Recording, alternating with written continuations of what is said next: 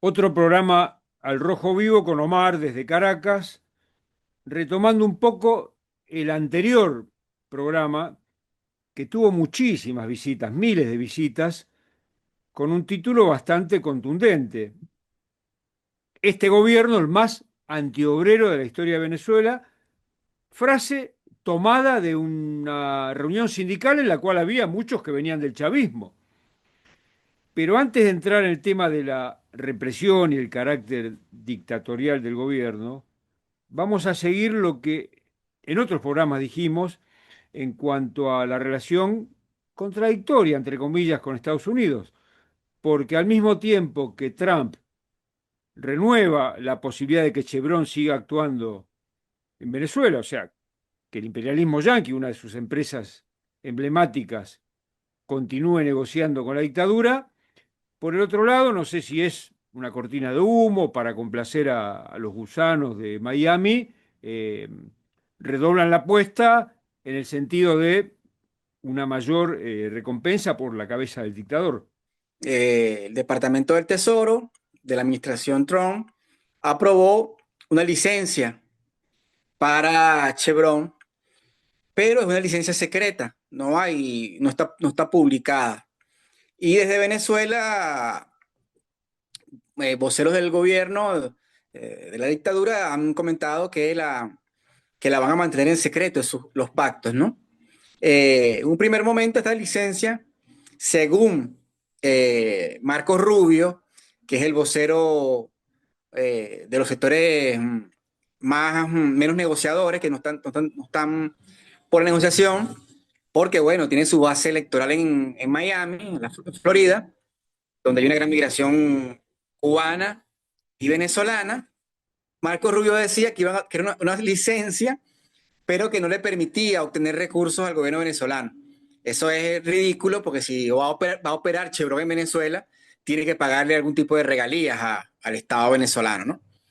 Y según la información, ya han partido tanqueros petroleros que utiliza Chevron a buscar petróleo venezolano y a que a finales del mes de agosto va a empezar otra vez a fletar Chevron petróleo venezolano a las refinerías de Aruba o directamente a las de Estados Unidos.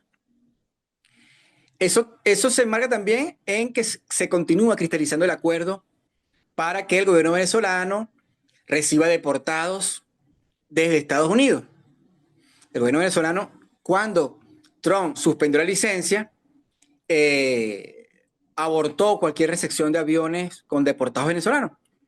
Y por eso Trump lo presionó mandando migrantes venezolanos a una cárcel de máxima seguridad en Salvador, donde se prestó la violación de derechos humanos Bukele y Trump. Sin embargo, sigue siendo ejecutado. Ahora sí están llegando migrantes venezolanos. Pero paralelamente a eso, donde se cristalizan los acuerdos, ayer eh, la fiscal general de Estados Unidos dio una declaración de prensa donde elevaba la recompensa por información sobre Maduro a 50 millones de dólares. Y paralelamente, el jefe del Departamento de Estado, Marcos Rubio, dijo que Maduro tiene que ser capturado y llevado a la justicia.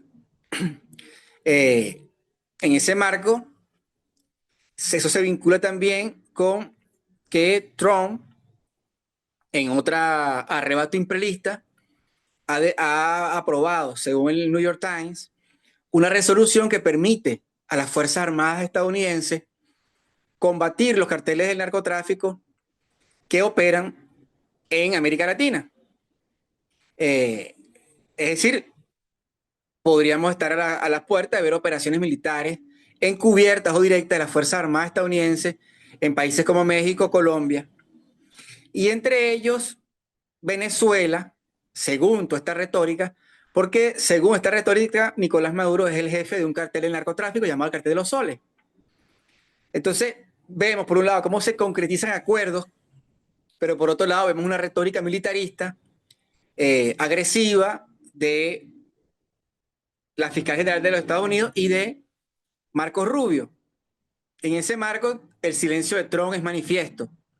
Entonces, en un primer momento lo que podemos pensar es que es pura retórica, porque ya en el año 2019, cuando estaba Trump por primera vez, que tenía como jefe de Seguridad Nacional a halcones también, se dijo que bueno, que estaban todas las opciones sobre la mesa, en varias ocasiones, estaban todas las opciones sobre la mesa, aquella coletilla, todas las opciones sobre la mesa, todas las opciones sobre la mesa.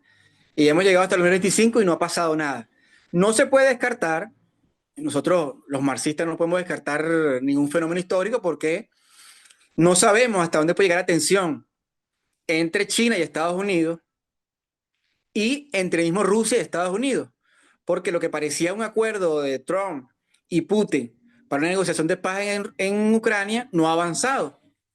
Y Putin y Trump se van a reunir próximamente y sería para Trump una posible una victoria fácil en Venezuela porque en marco si se acelera el conflicto y estas guerras indirectas entre la potencia imperialista central de Occidente y estas potencias emergentes imperialistas de Oriente. Eso no se puede descartar, pero por ahora es pura retórica. El acuerdo secreto con Chevron me hace acordar al acuerdo secreto de Cristina Kirchner aquí con Chevron, por vaca muerta.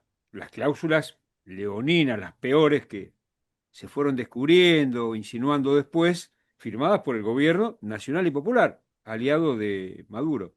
Este mes se cumplen varios años también de otro acuerdo parecido que es con Monsanto. 2009, agosto. O sea, inmediatamente después del conflicto del campo, donde supuestamente Cristina y el gobierno nacional y popular atacaba a la oligarquía, cosa que era bastante mentira porque los grandes pools de siembra y los fabricantes de soja, de semillas transgénicas y glifosato y todo eso estaban del lado de Cristina. O sea, inmediatamente después de eso, hace un acuerdo con Monsanto, donde le entrega la posibilidad de avanzar, profundizar en el posicionamiento de los creadores de glifosato que envenena y de los dueños del campo a través de la semilla transgénica, porque obligan a los productores a seguir comprando a esa gente, ¿no? Bueno, Una de las características de esto que podemos catalogar como populismo de segunda época o eh, del siglo XX, que es que a diferencia del primer populismo, ya rechazan cualquier posibilidad de industrialización y ujú, se enfocan más en ampliar las condiciones extractivistas de nuestras economías, ¿no? Y en ese marco negocian condiciones muchas veces regresivas con el capital personal vinculado a la extracción eh, de bienes comunes naturales, en este caso Chevron, en Vaca Muerta y en Venezuela en la Faja y en Petrolífero Orinoco y en el estado Zulia y también como Santos. Es lo que llamaban algunos, como la profesora María Esteles Vampa, el consenso de los commodities, así de es. los neodesarrollistas. Es decir, hubo un consenso de que había que exportar naturaleza lo más cruda posible para aprovechar los precios altos de los commodities. Entonces sí, es muy, hay paralelismo, ¿no? Galeano cuando hablaba en las venas abiertas de América Latina del extractivismo de esa época, ¿no? El Cerro Potosí, el algodón y todo lo demás, la depredación tremenda de los imperialistas de antaño, tendría, si viviera, que reescribirlo ese libro con los nuevos virreyes nacionales y populares, que comparados con algunos gobiernos proimperialistas de la década del 60, como Frondizi, por ejemplo, en Argentina, son de derecha. Frondizi sería populista porque promovió la industrialización. Bueno, algo parecido ocurrió en Venezuela y otros países en ese periodo. Bueno, pero más allá de esta cuestión que podemos abordarlo otro día, vamos a la otra parte del programa, que es la continuidad del anterior en cuanto al gobierno más antiobrero y represivo, ¿no? Que se está probando estos días con una andanada de detenciones y ataques a los derechos humanos tremendas en Venezuela. El gobierno, como cualquier gobierno burgués, y más si carece de legitimidad y apoyo popular, como la dictadura de Maduro, que hace poco, el pasado 28 de julio, cumplió un año de haber perdido unas elecciones por 70% a 30%, a pesar de que no votaron los migrantes venezolanos en el exterior, que hubiese sido una paliza mucho mayor. eh, este gobierno le tiene un temor enorme a la movilización popular. Y mientras golpea a los trabajadores, eliminando el salario con el tema de los bonos, eliminando la negociación colectiva, que está derogada para el sector público y para muchas partes del sector privado. Eh, por un lado, se reúne con Fede Cámaras, con la principal gremio patronal de Venezuela. La semana pasada, la vicepresidenta Delcy Rodríguez participó en la conferencia anual de Fede Cámaras, donde recibió muchos aplausos y loas. Y por otra parte, reprime brutalmente a los trabajadores y a las trabajadoras. Ahorita están detenidas la presidenta del Colegio de Enfermeras del Estado Bolívar y está detenido el dirigente sindical Fidel Brito también del Estado Bolívar. Y por otro lado, ha empezado a reprimir lo que se convirtió en un eje de movilización muy de vanguardia, pero pero era el eje de movilización más importante, que era el eje de movilización por la libertad de las presas y presos políticos. Sobre todo se estaba movilizando los familiares con algún conjunto de organizaciones. Hay que decirlo que la oposición dominante, la oposición de derecha, de María Corina Machado, le dio la espalda a toda esta gente que fue detenida después de haber participado en la rebelión antifraude del 29 de julio en adelante, el año pasado. María Corina se ha encargado desde seguir creando falsas expectativas en la injerencia militar del Estados Unidos. Y esta gente, estas madres, han venido siendo acompañadas por organizaciones más cercanas a la oposición de izquierda y al chavismo crítico. Por ejemplo, Surgentes, que es una organización de derechos humanos desprendida del chavismo, es del chavismo crítico. Es el Comité de Madres de los Presos Políticos. Y han hecho, esta semana, hicieron una vigilia en el Tribunal Supremo de Justicia para exigir la libertad de sus hijas e hijos y para algunos casos exigir información, porque estas madres, hay muchos casos de desaparición forzada, es decir, de presos incomunicados que tienen meses que las madres no saben ni dónde están detenidos. Lo único que se sabe es, ni saben cómo están, porque algunas madres dicen que la única información que tienen es cuando entregan la ropa y le entregan la ropa sucia de sus hijos. Es como es la fe de vida. Van a las cárceles del gobierno, por ejemplo, el helicoide, y llevan ropa, comida, y cuando entregan la ropa sucia de sus hijos es que ellas especulan que siguen vivos y que siguen bien, ¿no? Y en ese marco de esa vigilia eh, fueron reprimidas brutalmente por colectivos parapoliciales del gobierno, del Partido Socialista, del PSV. Esto generó que hoy Surgente convocara otra acción de respuesta para rechazar esa brutal represión. Y en ese acto fue detenida la activista de derechos humanos Marta Lía Grajales, una referente de chavista. Es decir, el gobierno de Maduro se convirtió en un régimen que se sostiene en el terrorismo de Estado y que aplica una represión que afecta al conjunto de los factores políticos opositores.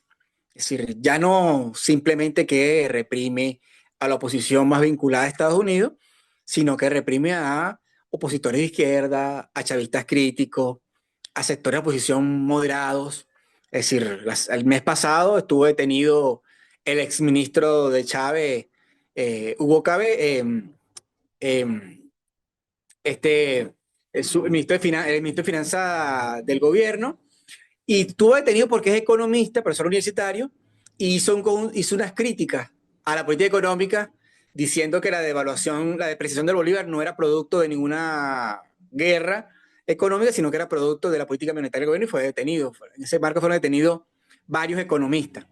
Entonces, sí, el gobierno de Maduro, ante cualquier revitalización de la movilización por derechos humanos, por salario, reacciona con una brutal represión. Si el programa anterior pusimos un título que ayudó a que el programa tuviera muchas visitas, que es el gobierno más antiobrero de la historia, podríamos decir el gobierno más represivo, el gobierno del terrorismo de Estado. Lo que uno solo puede cerrar, oye, es planteándole a las compañeras y compañeros que se muestren la solidaridad concreta con la libertad de los presos políticos en Venezuela, eh, que están sufriendo condiciones de reclusión brutales y que en muchos casos están en situación de desaparición forzada y de comunicación.